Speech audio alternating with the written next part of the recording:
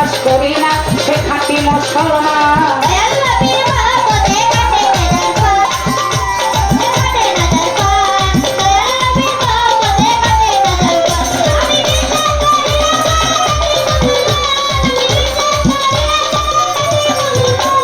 আমার নবীজির প্রেমে ওয়াইস করনি 32 স্তম্ভ ভাঙে না করি।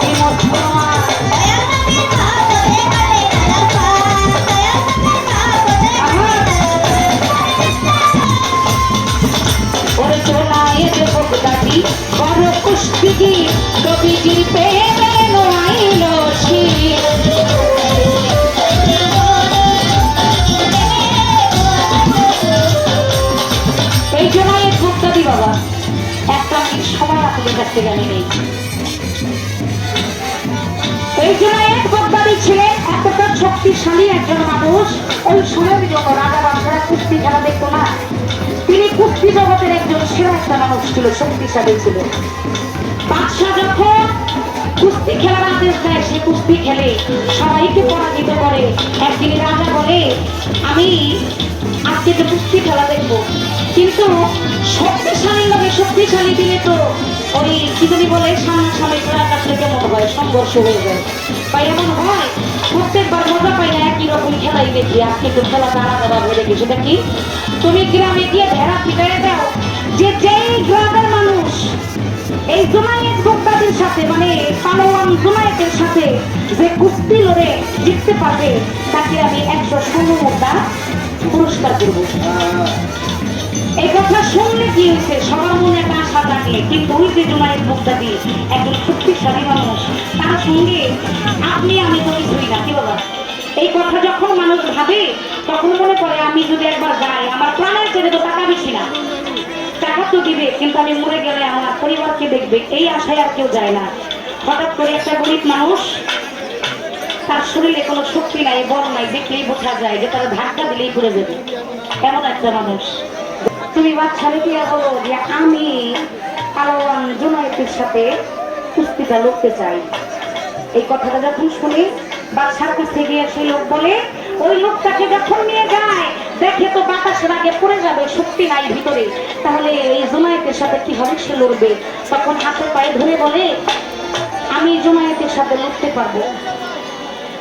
যায় আমার দয়াল নবীর কাছে, যায় বলে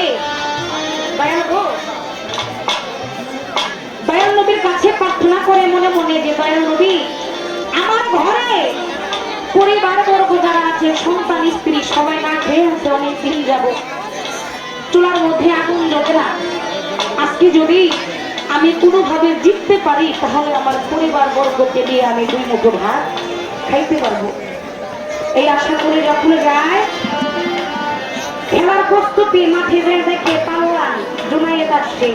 এখন ওই মানুষটাও যায়, যাওয়ার পরে দেখবেন আমরা উভয় শিল্পী যতই পালাগান করি প্রথম আসরে কিন্তু দুজনের মধ্যে একটা ভাব ভালোবাসা হয়, তাই না? এমন খেলার ফিল্ডে যখন খেলোয়াড় নামে এক খেলোয়াড় আর এক খেলোয়াড় একটু জোড়ায় ধরে ধরে, কারণ কতক্ষণ মারাপিট যদি হয় তাহলে ব্যথা ব্যথা পাইবো, আগে থেকে একটু ভালোবাসা দেয়। জুনায়েদ ওই মানুষটাকে ধরে যখন বুকে জড়ায় ধরে ওই কানে কানে গিয়ে করে লোকটা বলে যে হে পালোয়ান জুনায়েদ সাহেব, আপনার সাথে কুস্তি লড়ার মতো শক্তি আমি পাপির নাই, সেটা আমি জানি, আপনিও জানেন, কিন্তু আপনার কাছে আমার একটা আরজি। তখন বলে কি বলো? কানে কানে সেদিন বলেছিল আজকে অনেক দিন যাবত আমার ঘরে চুলা ধরে না, আমার ছোট ছোট সন্তান না খেয়ে আছে, আমার স্ত্রী না খেয়ে, পরিবার না খেয়ে আছে। আজকে যদি আমি জিতে যাই তাহলে ওই টাকাটা দিয়ে আমার একটা কাজ হবে, কিন্তু জুনায়েদ মানে না। না মানার পরে সে বলেছিল আমার দয়াল নবীর দিকে তাকাইয়া তুমি যদি আমাকে একটু জিতাই দিতা। যখন দয়াল নবীর সে নাম শুনে ওই নবীর প্রেমে মহাব্বতে পাগল হয়ে সে সঙ্গে সঙ্গে ওই খেলার মধ্যে হেরে যায়। যখন কুস্তি আরম্ভ হয় ওই লোকটা গিয়ে ধরে আর জুনায়েদ ঠাস করে মাটিতে পড়ে যায়। এখন একবার যখন হারে বাদশা তো মানে না, বাদশা তো এটা কোনোদিনও সম্ভব না যে পালোয়ান একটা এই লোকের কাছে হেরে যাবে, এটা তো হয় না। আরেকবার সুযোগ দেয়, আরেকবার তুমি খেলো, এবার কিন্তু খাইলো না। দ্বিতীয়বার যখন সুযোগ দেয় ওই গরিব গিয়া যখন আবার ধরে, ধরার সঙ্গে সঙ্গে জুনায়েদ পড়ে যায়। যখন পড়ে যায় তখন বাদশা একটি অ্যানাউন্স করলেন যে দ্বিতীয়বার হেরেছো, দ্বিতীয় একটা সুযোগ দিলাম, এই সুযোগে যদি তুমি হেরে যাও তাহলে এই এলাকা এই